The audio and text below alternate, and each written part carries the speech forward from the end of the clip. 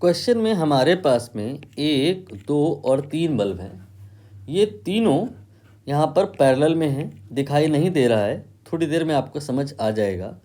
यहाँ पर एक फ्यूज़ लगाया गया है और 200 वोल्ट की यहाँ पर सप्लाई है। ठीक है, तो इस फ्यूज़ का जो वैल्यू है या रेटिंग है कितनी होनी चाहिए, ये हमें यहाँ पर बताना है। तो देखिए, पहले तो आपको यहाँ पर ये समझना होगा कि ये तीनों बल्ब पैरेलल में हैं कैसे। तो यहाँ पर आप एक रेजिस्टेंस कुछ इस प्रकार से बनाइए, दूसरा रेजिस्टेंस कुछ इस प्रकार से बनाइए, तीसरा रेजिस्टेंस कुछ इस प्रकार से बनाइए। अभी तो फ़िलहाल ये तीनों आपको सीरीज़ में दिखाई दे रहे होंगे क्योंकि तीनों में एक ही करंट जाएगा, बट ये पैरेलल में हो जाएंगे अगर ऐसा कर दिया जाए कनेक्शन, जैसा मैं यहाँ पर बना रहा हूँ कुछ इस प्रकार से, then all the 3 resistances will be in parallel. इस बात को हमें समझना है। हम यहाँ पर A लिखेंगे, यहाँ पर B लिखेंगे और पॉइंट A वहाँ लिखेंगे जहाँ जहाँ सेम वोल्टेज आएगा। मतलब जो पोटेंशियल इस पॉइंट का होगा वही पोटेंशियल इसका भी होगा, क्योंकि बिटवीन दिस 2 पॉइंट कोई रेजिस्टेंस नहीं है। यहाँ से लेके यहाँ तक भी कोई रेजिस्टेंस नहीं है, यहाँ भी कोई रेजिस्टेंस नहीं है। जब तक कोई रेजिस्टेंस नहीं आ जाता है तब तक पोटेंशियल में कोई कमी नहीं आएगी, कोई ड्रॉप नहीं होगा। तो ये सारे के सारे पॉइंट डायरेक्टली या इनडायरेक्टली ए को ही बता रहे हैं। अब बी पर फोकस करिए। यहाँ पर आप कह रहे हो कि बी है, यहाँ पर भी बी कहा जाएगा बिकॉज इन दोनों के बीच में कोई भी रेजिस्टेंस नहीं है। ये बी पॉइंट यहाँ से लेके यहाँ तक रहेगा क्योंकि ये एक वायर है विदाउट रेजिस्टेंस। तो आप हर जगह बी लिख सकते हैं, यहाँ बी लिख सकते हैं, यहाँ लिख सकते हैं, यहाँ लिख सकते हैं, यहाँ लिख सकते हैं। अब आप R1, R2, R3 one by one देखिए। R1 के अक्रॉस पोटेंशियल डिफरेंस कितना आएगा, जो समझ नहीं आ रहा है तो आप A को 100 वोल्ट पे ले लो और B को 0 पे ले लो।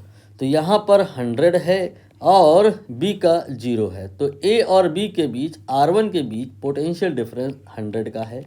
R2 पर बात कर लें तो R2 के लेफ्ट में 0 है, राइट में पॉइंट A है जो कि 100 पे है। तो यहाँ भी आपका A और B के बीच 100 वोल्ट का डिफरेंस आएगा।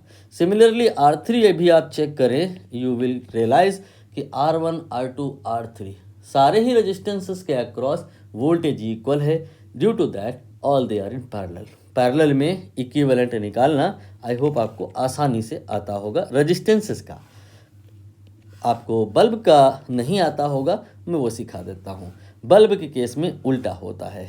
आप रेजिस्टेंस के केस में अगर इक्विवेलेंट लिखो तो कुछ ऐसे होता है, बट अगर हम बल्ब के केस में लिखना चाहते हैं तो कैसा होगा, यहाँ पर जैसे सीरीज में होता है रेजिस्टेंसेस के केस में P1 plus P2 plus P3। अब देखिए हमारे पास ये जो 3 बल्ब हैं, एक ये वाला, एक ये वाला, एक ये वाला, इनका जो पावर वैल्यू है 100, 60 एंड 40, P1, P2, P3 सब कुछ रख दीजिए तो 100 और 40 और 60 ये मिला के हो जाएगा 200। तो हम यहाँ पर एक सिंगल बल्ब एज्यूम करेंगे जिसकी रेटेड पावर आपकी 100, 60, 40 मिला के 200 वाट हो जाएगी। रेटेड वोल्टेज वही 200 वोल्ट आएगा। ठीक है, अब यहाँ पर आप ये तीनों बल्ब के प्लेस पे सिंगल बल्ब लगा चुके हो। रिमेनिंग सर्किट ऐसे ही बना दीजिए, फ्यूज़ एंड बैटरी ऐसे ही बना दीजिए। ये मैंने यहाँ पर फ्यूज़ बॉक्स बना दिया है और इसके बाद में अब ये 200 वोल्ट की बैटरी बनाई जा रही है। ठीक है, ये 200 वोल्ट की बैटरी हो गई। नाउ अब हम यहाँ पर निकालेंगे कि फ्यूज़ की रेटिंग क्या होगी। Do you know what do you mean by fuse rating? Fuse rating का मतलब है कि इससे कितनी करंट मैक्सिमम आप पास करवा सकते हो।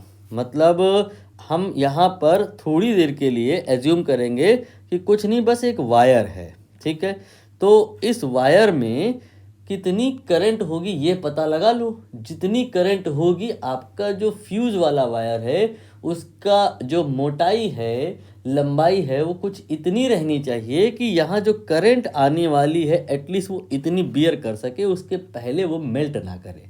ये है फ्यूज रेटिंग का मीनिंग। तो यहाँ पर ये जो बल्ब है 200 वाट का है, P यहाँ 200 है, V यहाँ ये आपका 200 वोल्ट है, तो I आ जाएगा P/V, 200/200, 200/200 1 हो गया। इतना एम्पियर का करंट पास होगा जो कि इस फ्यूज से पास हो जाना चाहिए। फ्यूज वायर ऐसा नहीं होना चाहिए कि 1 एम्पियर करंट उससे गुजरे उसके पहले ही वो ब्रेक हो जाए। At least fuse capacity should be what, कि वो 1 एम्पियर का करंट टॉलरेट कर सके। इसी को फ्यूज रेटिंग कहा जाता है। आंसर यहाँ पर डी वाला आएगा, 1 एम्पियर।